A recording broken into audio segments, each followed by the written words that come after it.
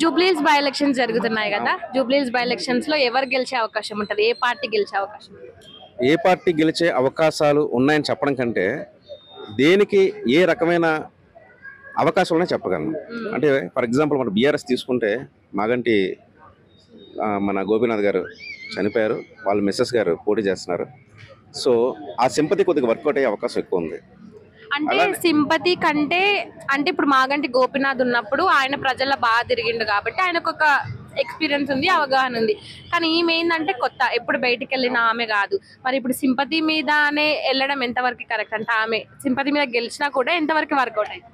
నేను సింపతి మీద గెలవటం లేదు, నేను ప్రజల్లో పోరాటం చేయడం కోసం అని చెప్పినప్పటికీ కూడా ప్రజలందరూ కూడా వాళ్ళ మోటో అంతా కూడా మాగంటి గోపీనాథ్ గారు కాబట్టి ఖచ్చితంగా ఓట్లు వేసి గెలిపించాలని అనిపిస్తుంది. కానీ కాంగ్రెస్ పార్టీకి వచ్చేసరికి ఆల్రెడీ అధికారంలో ఉన్నాం కాబట్టి మనకి అభివృద్ధి చేసుకోవడానికి ఇంకా ఎక్కువ అవకాశం ఉంటుంది మన అభ్యర్థి గెలిస్తే. ఒకవేళ బీఆర్ఎస్ పార్టీ నుంచి అభ్యర్థి గెలిచినప్పటికీ కూడా నిధులు తీసుకురావడానికి కానీ లేకపోతే మళ్ళీ ప్రత్యేక గవర్నమెంట్తో ఫైట్ చేయడానికి కూడా ఇబ్బందిగా ఉంటుందని చెప్పి మన బీఆర్ఎస్కి అపోజిషన్లో ఉన్నటువంటి కాంగ్రెస్ పార్టీ లీడర్స్ అందరూ కూడా దాన్ని హైలైట్ చేసి ఆ పాయింట్స్ని ముందుకు తీసుకెళ్ళి మేబీ నవీన్ యాదవ్ గారిని మరికొంత అప్లిఫ్ట్ చేసే అవకాశం ఉంటుందన్నమాట. అయితే నవీన్ యాదవ్ అంటే నార్మల్ గా పబ్లిక్ మాట్లాడుకుంటుంది ఏంటంటే నవీన్ యాదవ్ బ్యాక్గ్రౌండ్ చూసుకుంటే కొంచెం అంత బ్యాక్గ్రౌండ్ అంత మంచిగా లేదు. మరి ఈయనకి ఇప్పుడే అంటే ఆయన గెలవక ముందుకే ఆయన పేరు మీద ఎంతో మంది ఏవేవో చేస్తున్నారు, ఈయన పేరుని బాగా వాడుకుంటున్నారు అనే ప్రచారం బాగా వినిపిస్తుంది. మరి చుట్టుపక్కల వల్ల ఈయన నవీన్ యాదవ్ నెగిటివ్ అవుతున్నారు. మరి ఆయన గెలిచే అవకాశం ఎలా ఉందంట? అంటే నవీన్ యాదవ్ గారు అనే వ్యక్తి కాదు కదా, అది ఆ నవీన్ యాదవ్ గారిని సపోర్ట్ చేస్తుంది ఒక Congress party. So Congress party రాష్ట్రంలో అధికారంలో ఉంది కాబట్టి ఈ సెగ్మెంట్ కూడా మనం గెలిస్తే ఓవరాల్గా అభివృద్ధి చేసుకునే అవకాశం ఉంటుందని చెప్పి ఈ పాయింట్స్ని ప్రజల్లోకి తీసుకెళ్లే అవకాశం ఉంది. ఎప్పుడైతే ప్రజల్లోకి తీసుకువెళ్లారో వాళ్ళు కూడా ఒక ఆలోచన వచ్చే అవకాశం ఉందన్నమాట. సో ఓవరాల్గా కాంగ్రెస్ పార్టీ ఉంది కాబట్టి మనం కూడా డెవలప్ చేసుకునే అవకాశం ఉంటుందని చెప్పేసి ప్రజలు అనుకోవచ్చేమో. At the same time BRS నుంచి ఎప్పటి నుంచో మాగంటి గోపీనాథ్ గారు ఉన్నారు కాబట్టి మాగంటి గోపీనాథ్ గారు వాళ్ళ మిస్సెస్ పోటీ చేస్తున్నారు కాబట్టి ఇప్పుడు వచ్చేటటువంటి హైడ్రా వల్ల చాలా వరకు కూల్చివేతలు జరుగుతున్నాయి. వర్షం వచ్చినప్పుడు కూడా డ్రైనేజీ వ్యవస్థ అనేటువంటిది ఇంకా మనం ప్యూరిఫికేషన్ చేయలేకపోతున్నాం, దానికి ఒక రూట్ చూపించలేకపోతున్నారు. సో దానికి 1,00,000 కారణాలు ఉండొచ్చు. సో దాన్ని బేస్ పాయింట్స్ని తీసుకువెళ్ళి సో ఇలాగే ఉంటుంది, ఇంకా కాంగ్రెస్ని ముందుకు తీసుకువెళ్తే ఖచ్చితంగా బీఆర్ఎస్ని గెలిపించడం మంచిదని చెప్పేసి పాయింట్స్ రేస్ చేసి బీఆర్ఎస్ పార్టీ వాళ్ళు ఆ రకంగా తీసుకువెళ్ళచ్చు. సో ఇద్దరికీ కూడా సమాన అవకాశాలు ఉన్నాయి. ఎవరు గెలుస్తారనేది కాన్ఫిడెంట్గా కన్ఫామ్గా చెప్పలేము, ఎవరి అవకాశాలు వాళ్ళకైతే ఉన్నాయి. అయితే ఇప్పుడు కేటీఆర్ గానీ హరీష్ రావు గానీ ఇక్కడ జూబ్లీహిల్స్ తిరుగుతున్నప్పుడు బకాయి కార్డులను వంచుతున్నారు, కాంగ్రెస్ ఏం చేస్తలేదు అని. మళ్ళీ దాని గురించి అంటే ఏ పార్టీ వాళ్ళైనా సరే అధికారం పార్టీలో ఉన్నాయి లేకపోతే ప్రతిపక్ష పార్టీలు ఉన్నప్పటికీ కూడా వారి యొక్క పాయింట్స్ని రేస్ చేసి చేయలేదని చెప్పి చెందలేదని చెప్పి ముందుకు తీసుకెళ్తూ ఉంటారు. సో ప్రజలకి ఎంతవరకు అందుతున్నాయి అనే విషయం ప్రజలకే తెలుస్తుంది. సో వాళ్ళ మనసులో ఉన్న తర్వాత ఏమో వాళ్ళు తీసుకొని కూడా నవీన్ యాదవ్ గారి మీద అభిమానత వేసవచ్చు, లేదంటే బీఆర్ఎస్ పార్టీ అభ్యర్థి మన మాగంటి గోపీనాథ్ వాళ్ళ బిజినెస్ మీద వాళ్ళకి కాస్టింగ్ చేసే అవకాశం ఉంటుంది అనమాట. It's purely depends upon the opinions అనమాట. నాకు తెలిసినంత వరకు ఇద్దరు కూడా టఫ్ వారైతే చాలా గట్టిగా ఉంటుంది.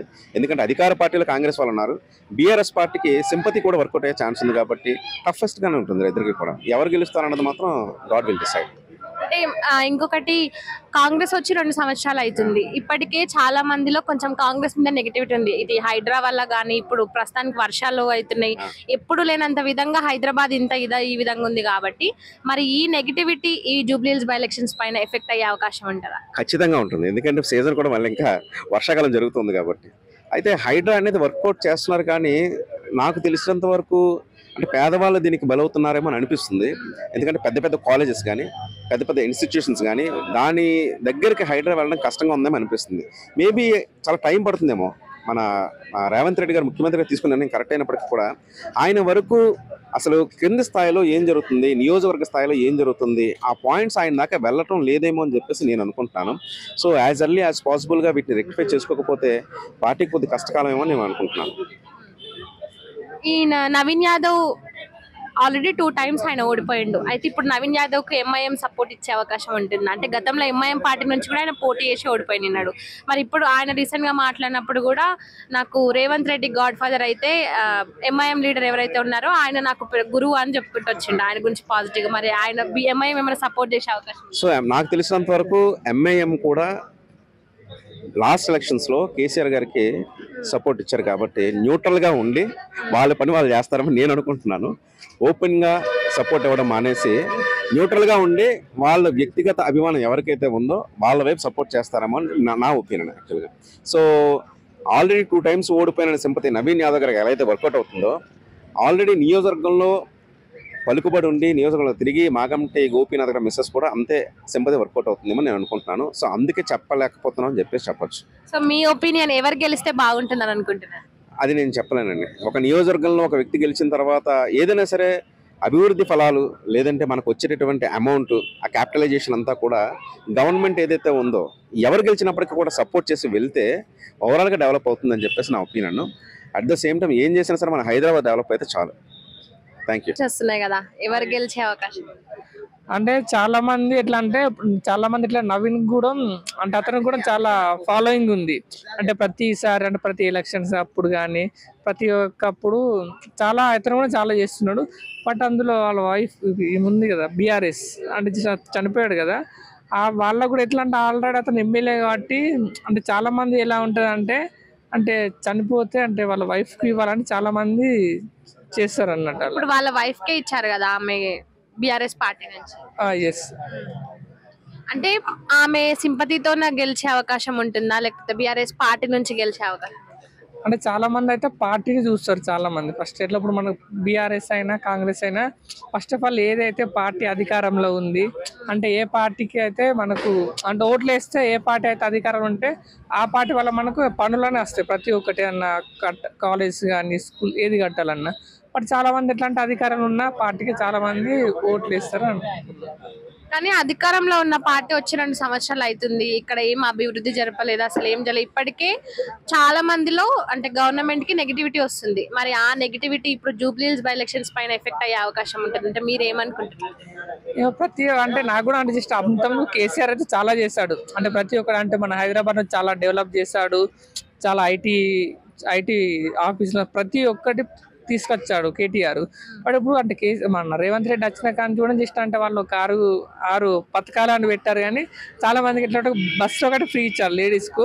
మరి ఆ బస్సు ఫ్రీ ఇచ్చాడు కానీ చాలా మందికి ఎలా అంటే అన్కంఫర్టబుల్ ఉంది. ఎట్లా అంటే టికెట్లు రేట్లు కూడా పెంచిండు కదా హైదరాబాద్. బాయ్స్ కు కూర్చుందామంటే సీట్ దొరకట్లేదు. ఎందుకంటే వాళ్ళు ఫ్రీ బస్ అని చాలా మంది ఎక్కుతున్నారు కానీ బాయ్స్ కి అసలు సీట్లు దొరకట్లేదు. అలా అది చాలా అంటే ఫస్ట్ లో అనిపించింది అది ఎలా అంటే చాలా బాగుంటది అనిపించింది.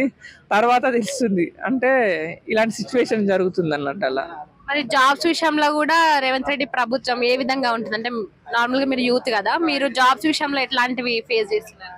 జాబ్స్ అయినా ఇప్పుడైతే ఏమి ఇవ్వట్లేదు. అంటే స్టార్టింగ్ లో చెప్పారంటే చాలా మంది జాబ్స్ ఇస్తామని, అంటే లేడీస్ కూడా ఎట్లా అంటే 2500 ఇస్తామని, పింఛని పెంచుతామని ఇలా ప్రతి ఒక్కటి చెప్పారు. అంటే మళ్ళీ బంగారం ఇస్తామని అలా చాలా చెప్పారు కానీ ఇంతవరకు అయితే అదైతే ఏమి ఇవ్వట్లేదు. అలా మళ్ళీ నాకు తెలిసి మళ్ళీ నెక్స్ట్ అంటే మళ్ళీ ఎలక్షన్ అయితే మళ్ళీ బీఆర్ఎస్ వస్తుంది అనుకుంటున్నా. అంటే ఇప్పుడు 10 మంది ఎమ్మెల్యేలు ఉన్నారు, వాళ్ళు పార్టీ మారినరు, మేబీ అక్కడ కూడా మళ్ళీ బై ఎలక్షన్స్ వచ్చే అవకాశం ఉంటుంది అంటున్నారు. అలా అంటే మళ్ళీ బై ఎలక్షన్స్ అయితే అంటే అక్కడైతే పోయినసారి కూడా చాలా మంది మారారు అన్నట్టు. అంటే అధికారం ఎట్లా అంటే అప్పుడు బీఆర్ఎస్ ఉంది కాబట్టి కాంగ్రెస్ నుంచి చాలా మంది వెళ్ళిపోయారు. ఎందుకంటే అధికారం అటు సైడ్ ఉంది. అంటే వాళ్ళకి అంటే ఏం చెప్పాలన్నా ఏం ఇవ్వాలన్నా వీళ్ళకి ఇవ్వాలన్నా అందుకే చాలా మంది ఎట్లా అంటే చాలా మంది షిఫ్ట్ అయ్యారు. బట్ ఇప్పుడు చాలా మంది వచ్చారు. బట్ అంటే ఎట్లా అంటే ఎమ్మెల్యే అనేది ఎలా చూస్తారు అంటే ఏ పార్టీ అయితే అధికారంలో ఉంది ఏదైతే మనకి బెనిఫిట్స్ ఇస్తుంది అలా ప్రతి ఒక్క ఎమ్మెల్యే ప్రతి ఒక్కరు అలానే చూసుకుంటారు. అలా మరి ఇప్పుడు ఈ జూబ్లీహిల్స్ బై ఎలక్షన్స్ లో కాంగ్రెస్ పార్టీ నవీన్ యాదవ్ కి టికెట్ ఇచ్చింది. మరి నవీన్ యాదవ్ అంటే ఫ్యామిలీ బ్యాక్గ్రౌండ్, ఆయన ఫ్యామిలీ బ్యాక్గ్రౌండ్ అంత మంచిగా లేదని కొంతమంది అంటున్నారు. మరి ఒకవేళ ఆయనకి పార్టీ ఆయన చూసి టికెట్ ఇచ్చిందా, లేకపోతే అంటే ప్రజలు ఓటేసే వాళ్ళు నవీన్ యాదవ్ అని ఓటేసారా, లేకపోతే కాంగ్రెస్ పార్టీ అని ఓటేసే అవకాశం ఉంటుందా? అంటే చాలా మంది పార్టీని చూస్తారు ప్లస్ అంటే వ్యక్తిని కూడా చూస్తారు. బట్ నాకే తెలిసి అంటే పక్కా నవీన్ వస్తాడని అనుకుంటున్నా. ఎక్కువ సపోర్ట్ కనిపిస్తుంది. సపోర్ట్ కంటే కాంగ్రెస్ పార్టీ సపోర్ట్ గా ఉంది. కాంగ్రెస్ పార్టీ ఇప్పుడు నవీన్ యాదవ్ గారికి టికెట్ ఇచ్చారు. సెలక్షన్ లోనే ఒక పాజిటివ్ వైపు తీసుకొచ్చారు. గతంలో ఆయన ఎంఐఎం నుంచి పోటీ చేశాడు. ఇక్కడ మైనార్టీ ఓట్ బ్యాంక్ కూడా ఎక్కువ ఉంది. మైనార్టీలో ఆల్రెడీ ఎంఐఎం పార్టీ నుంచి నవీన్ యాదవ్ గారు పోటీ చేశారు. సో నవీన్ యాదవ్ గారు ఎప్పుడైతే ఎంఐఎం పార్టీ నుంచి పోటీ చేసి ఒక పార్టీ నుంచి బీఫామ్ తీసుకుని ఆ స్థాయిలో ఎప్పుడైతే వచ్చారో ఖచ్చితంగా మైనారిటీ ఓట్ బ్యాంకింగ్ కూడా నవీన్ యాదవ్ గారితో పాజిటివ్ గా ఉంది. ఇంకా బీసీ సామాజిక వర్గం ఇవన్నీ కూడా నవీన్ యాదవ్ గారికి బాగా కలిసి వచ్చాయి. అంటే కాంగ్రెస్ కున్న పాజిటివ్, నవీన్ యాదవ్ గారికి ఉన్న పాజిటివ్ రెండు కలిసి వచ్చాయి అనమాట. అయితే నవీన్ కుమార్ యాదవ్ అంజన్ కుమార్ యాదవ్ ని కలవడానికి పోయినా కూడా ఆయన కలవలేదు, అంజన్ కుమార్ యాదవ్ కలవలేదు. మరి దానిపైన అంటే మా నాన్నగారితో సమానం అని చెప్పారు నవీన్ యాదవ్ గారు. అంజన్ కుమార్ యాదవ్ గారు మా నాన్నగారితో సమానం చెప్పారు. వాళ్ళ అబ్బాయి గారిని కలిసి అబ్బాయి మాట్లాడినప్పటికీ అంజన్ కుమార్ యాదవ్ మాత్రం కనపడలేదు, అంటే మాట్లాడినట్టు లేదు. అదే బీహార్ ఎలక్షన్ లో ప్రచారానికి నేను వెళ్తున్నానని చెప్పారు. ఎందుకంటే బీహార్ ఎలక్షన్ జరుగుతుంది కాబట్టి నేను ఆ ప్రచారానికి వెళ్తానని చెప్పారు. వాళ్ళ అబ్బాయి గారితో మాత్రం నవీన్ యాదవ్ గారు క్లోజ్అప్ మూవ్మెంట్ చేశారు. ఎందుకంటే కాంగ్రెస్ పార్టీలో మన అంజన్ కుమార్ యాదవ్ గారు చాలా సీనియర్ నాయకులు. కాకపోతే గతంలో సికింద్రాబాద్ కాన్స్టిట్యున్సీ ఎంపీ అంతాను, కానీ జూబ్లీస్ కాన్స్టిట్యున్సీ కాదు. సికింద్రాబాద్ ఎంపీ కాన్స్టిట్యున్సీ లో జూబ్లీస్ ఒకటి. సో ఈ నవీన్ యాదవ్ గారు 2 సార్లు జూబ్లీస్ నుంచి పోటీ చేశారు. సో ఇదంతా పాజిటివ్ వైబ్ అనేది ఇతర వైపు ఎక్కువ ఉంటుంది అనమాట. అంటే అంజన్ కుమార్ యాదవ్ గారు ఇక్కడ ఎక్కువ సార్లు పోటీ చేసి ఉంటే, గతంలో 1-2 సార్లు పోటీ చేసి ఉంటే అది ఉంటుంది. అంజన్ కుమార్ యాదవ్ గారు కాంగ్రెస్ పార్టీలో సీనియర్ నాయకులు, జూబ్లీస్ నవీన్ యాదవ్ గారు సీనియర్ నాయకులు. అయితే కాంగ్రెస్ వచ్చి అధికారంలోకి వచ్చి 2 సంవత్సరాలు అవుతుంది. ఇప్పటికీ కొంతమంది అంటే పబ్లిక్ లో నెగిటివిటీ కనిపిస్తుంది కాంగ్రెస్ పార్టీకి. మరి ఇక్కడ కాంగ్రెస్ పార్టీనేమో నవీన్ కుమార్ యాదవ్ కి టికెట్ ఇచ్చింది.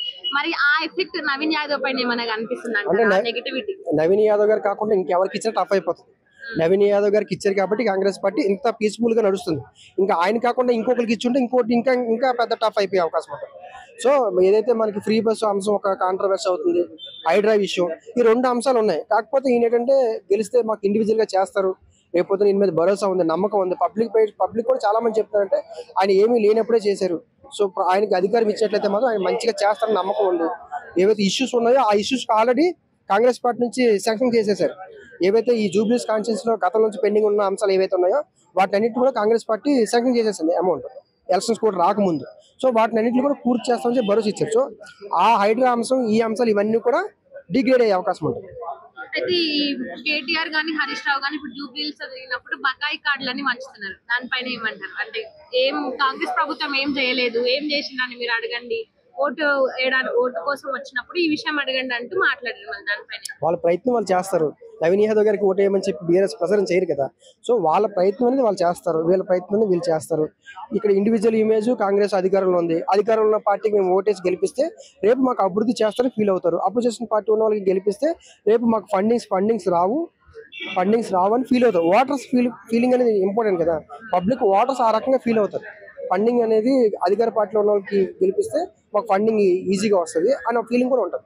సో మైనస్ పాయింట్ ఏంటంటే ఆమె సెంటిమెంట్, సింపతి అన్ని ఉన్నా సరే ఆమె పబ్లిక్ లైఫ్ లో లేరు. మోస్ట్ ఇప్పుడు మన కవిత గారు ఉన్నారు, పబ్లిక్ లైఫ్ లో ఉన్నారు. శర్మిల గారు ఉన్నారు, పబ్లిక్ లైఫ్ లో ఉన్నారు. సో ఆమె మొన్న ఖమ్మం నుంచి పోటీ చేస్తారని కూడా అందరూ సపోర్ట్ చేశారు. సో పబ్లిక్ లైఫ్ లో కూడా ఉండగలిగితేనే అది ఉంటుంది. ఎందుకంటే ఇప్పుడు ఏంటంటే ఈమె గెలిపించినా ఇతను ఏం చేస్తారనేది ప్రజలు చూస్తున్నారు. రాజకీయాల్లో సింపతి అనేది ఉంటది, కానీ సింపతి బేస్ చేసి మొత్తం గెలవాలంటే